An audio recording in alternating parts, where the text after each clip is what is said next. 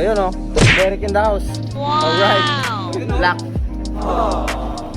Ako nga pala si Youngstown, isa akong breakdancer at pigeon panshir.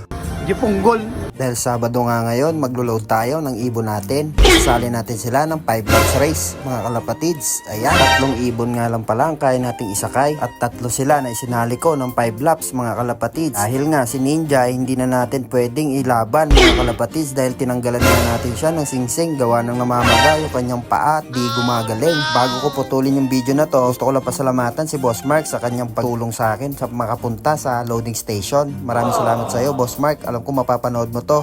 Love you. Pagka dating nga namin sa loading station, nakita ko si Boss Bryro o si Boss Derek. Ayan, nag-good luck siya sa atin at nag-good luck din tayo sa kanya. Hawak niya itong flarings ng motor niya, yung nag-disgrasya siya. Ayan, butit na lang magaling na si Boss Derek at di malubha kanya sugat, mga kalapatids. Dito nga, maglo-load na tayo. Inuna na nga natin tong si Negra. Ayan, binabasa na yung kanyang ring band, mga kalapatids. At ayan, ipapasticker na natin siya. Kasama siya sa 5 lots, mga kalapatids. Nung makabitan na si Negra ng sticker, ako magsakay. Ayan, di naman po ako nang dudukot ng sticker. Kaya ayan, ako nang magsasakay. May video naman tayo. Ayan o. At sinunod na nga natin kaagad ito si GSW. At ayan, inabot ko na kay Sir yung ibon natin. Siya na maglo-load. Panghuling pinasticker natin, ito si BNW. Bakit ba DNW? Kasi black white light siya, mga kalapatids. At ayan, abangan natin sila sa linggo. Bye-bye!